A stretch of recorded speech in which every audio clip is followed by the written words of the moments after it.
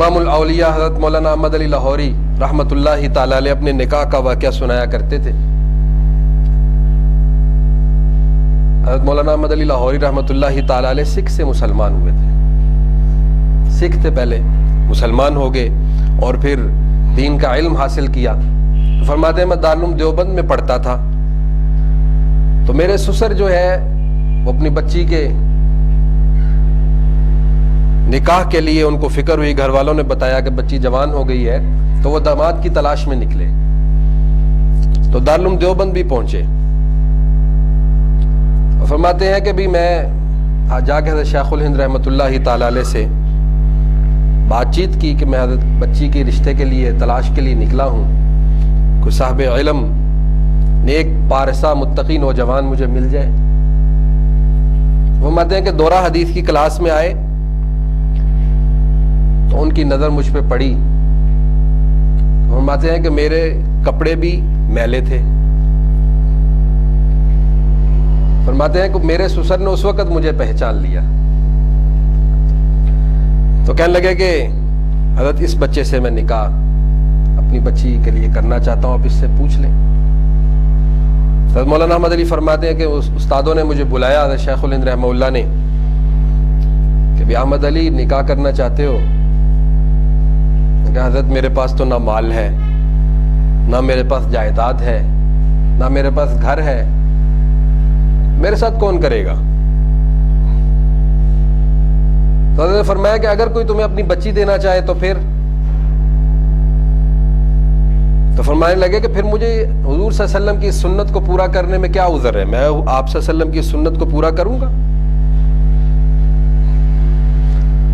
فرماتے ہیں کہ انہوں نے کہا ٹھیک ہے، کل تمہارا نکاح ہے۔ اب فرماتے ہیں کہ میرے پاس کپڑوں کا جوڑا بھی ایک تھا اور وہ بھی میلا تھا، تو ساتھیوں نے کہا کہ بھی یار ہمارے کپڑے پہن لینا، مطلب میری عزت نفس نے گوارا نہیں کیا کہ میں کسی سے قرض لوں، کسی کے کپڑے پہنوں۔ انہوں نے کہا اچھا یار انہیں ہی دھو لو پھر۔ مطلب ہے کہ میں نے کپڑے دھو لیے، ایک ہی جوڑا تھا، اور وہ دھونے کے بعد جو ہے وہ میں سکھانے کے لیے ان کو دھوپ میں ڈالا، تو اللہ کی کرنی ایسی ہوئی کہ موسم ابر آلود ہو گیا۔ اب فرماتے ہیں کہ میں ایک کونے میں جو ہے وہ اپنے کپڑے سکھا رہا ہوں، عصر کی نماز کے بعد نکاح کی تقریب تھی اور میرے کپڑے بھی جو ہے وہ خشک نہیں ہوئے، میں نے وہی گیلے کپڑے پہنے اور جا کے مجمع میں بیٹھ گیا۔ کہتے ہیں کہ میں قربان جاؤں اپنے سسر پہ کہ اس نے یہ نہیں کہا کہ کل بھی یہی جوڑا پہنا ہوا تھا تو میلا تھا اور آج یہ جوڑا پہنا ہوا تو وہ گیلا ہے۔ فرماتے ہیں میرے ساتھ نکاح کر دیا انہوں نے اور رخصتی ہو گئی۔ اس کے بعد شروع کے دنوں میں فرماتے ہیں کچھ فاقے بھی آئے، طالب علم تھا، فاقے بھی آئے۔ میری بیوی جب اپنے میکے گئی تو اس کی والدہ نے پوچھا کہ بیٹا کیسی زندگی گزر رہی ہے؟ اب جو ہمارے نوجوان نسل کے کانوں میں انڈیلا جاتا ہے اور جو انہیں خواب دکھائے جاتے ہیں اور جس طرح کی معاشرتی زندگی ان کے سامنے پیش کی جاتی ہے، آج کل کی بچی ہوتی تو وہ جاتے ہی شکووں اور شکایتوں کا بستہ کھول لیتی، رجسٹر کھول لیتی کہ کچھ بھی نہیں، کیا دیکھا آپ نے میرے لیے، آپ نے تو مجھے میرے یہ کر دیا یہ کر دیا۔ فرماتے ہیں میری بیوی نے کہا کہ والدہ یہ سنتے تھے کہ مر کر جنت میں جائیں گے، تو میں تو جیتے جی جنت میں پہنچ گئی ہوں۔ اس میں کیا وجہ ہے؟ ایک وجہ تو یہ تھی کہ ان کے سسر نے کوئی مال نہیں دیکھا، دینداری دیکھی، اور جو دیندار ہوگا وہ اللہ سے بھی ڈرے گا، اور جہاں حقوق اللہ کا اہتمام کرتا ہے پھر حقوق العباد کا بھی خیال رکھنے والا ہوتا ہے۔ اس لیے حضور صلی اللہ علیہ وسلم نے فرمایا کہ جب تم نکاح کرتے ہو تو نکاح کرنے کی وجوہات گنوائیں آپ نے، کہ نکاح یا تو ہوتا ہے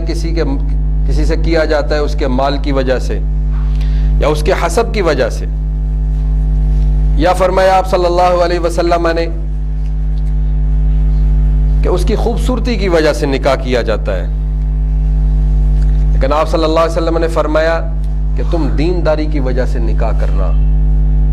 دینداری کو اختیار کرنا۔ اور جب انسان دینداری کو اختیار کرے گا، اللہ کے حکم کو، کبھی یہ کتنا